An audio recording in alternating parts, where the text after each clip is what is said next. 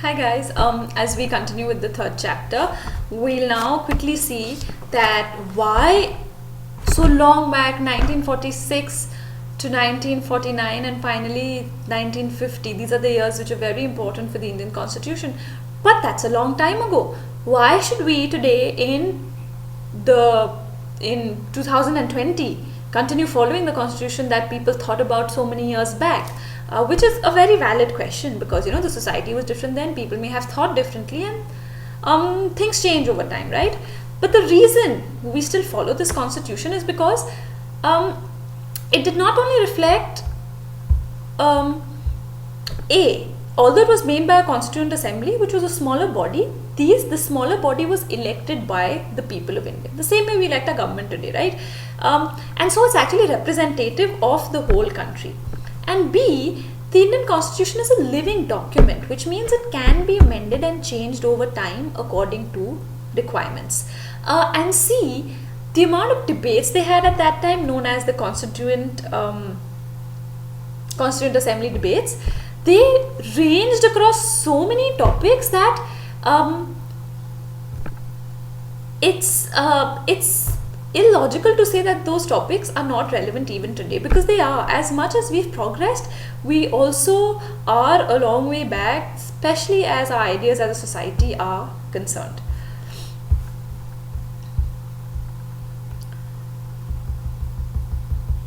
Now, finally, whatever things that they agreed to do in the Indian Constitution, agreed to write, it was a consensus by the whole Constituent Assembly. Alright, it was not like, oh, two people said yes, we want this law, and suddenly they make that law. No, everyone thought about it, deliberated, made changes, suggested things, and then a certain law was drafted.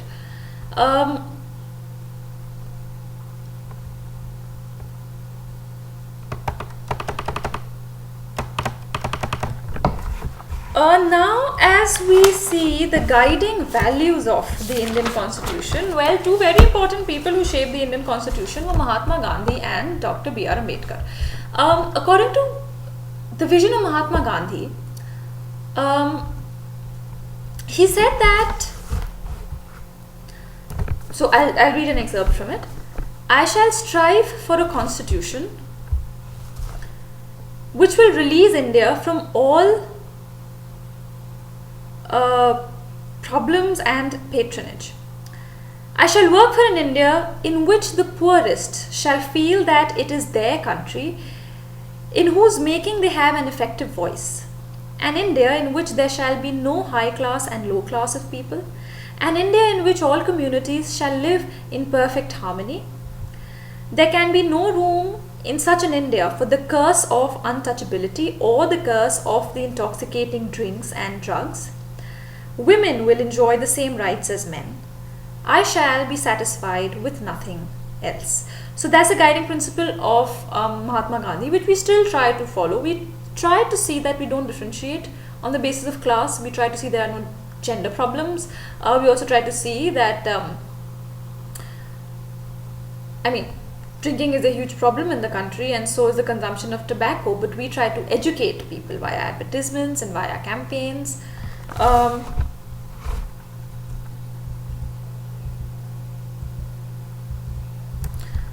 I'll quickly now read out to you an excerpt of the idea of Dr. B.R. Ambedkar.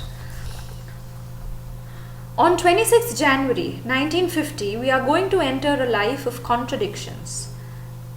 In politics, we have equality, and in social and economic life, we will have inequality. In politics, we will be recognizing the principle of one man, one vote, and one vote, one value. In our social and economic life, we shall, by reason of our social and economic structure, continue to deny the principle of one man, one value. How long shall we continue to live this life of contradictions? How shall we continue to deny equality in our social and economic life? If we continue to deny it for long, we will do so only by putting our political democracy in peril. Those are the words of Dr. B.R. Ambedkar.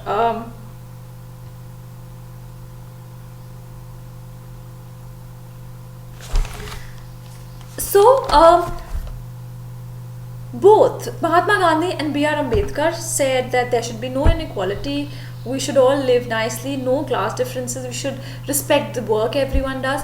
But there is a very crucial difference in the ideas of Mahatma Gandhi and Dr. B.R. Ambedkar. The difference is Mahatma Gandhi will go on to say that labor should be respected and we should believe we are all equal, everyone should have an effective voice. But it stops there. What B.R. Ambedkar says is you need to stop this class differentiating. By just giving political rights to everyone, it is not enough. Even today in India, we see this. We see how people are differentiated on the basis of their religion, but especially on the basis of their caste. Low castes or Dalits do not have an equal voice, and even if they are given that voice, they are discriminated against. A lot of people, if you go to villages even today, will not be comfortable with people they consider so-called low caste. So this is what B.R. Ambedkar says. He said, but everyone has a right to vote. But does that really make a difference? It doesn't, because you need to change the social and economic scenario to actually change the situation of the country and to change the thinking of a society. Only political rights are not enough. For a moment, I'll just even get this to the idea of how women are treated, where women have equal political rights as well as men in India. Because above the age of 18, all of us can vote. However, are women still given equal opportunities in the society? Yeah, by the government they may be given political rights, they are given, but what about society? What about the fact that a lot of women are expected to not follow careers and just marry? What about the idea that a lot of women are expected to give up their careers in the name of marriages, in the name of families? What about the idea that a lot of women are still considered incompetent for a job because it's still a man's world?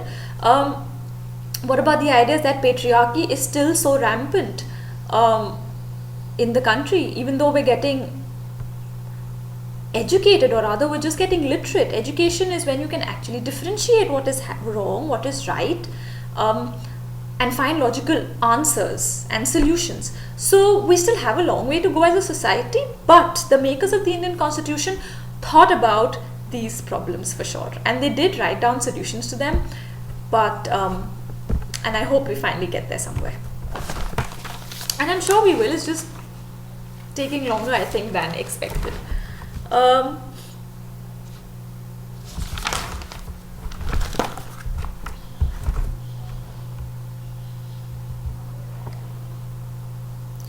Well, in the next video, I'll be discussing with you the preamble to the Constitution of India. The preamble is a very, so the preamble is basically a summary or a foreword. So basically when you read a book, there'll be a foreword or an introduction to the book which will tell you what that whole book is all about. So what about the Constitution of India? It's a big, fat, humongous document. In order to get the gist of what this document has, of what these Constituent Assembly debates were all about, what they made for the country of India, we have the preamble. Preamble is just one page, but it's very crucial because, in short, it tells you what the Indian Constitution is all about. It tells you the ideals that we as a country have decided to follow and need to follow. And especially during these times when we are facing so many political and social upheavals, the preamble is a reminder of where we need to get our inspiration from and of what we need to follow. So we'll have a look at the preamble of the Constitution of India in the next video. Thank you.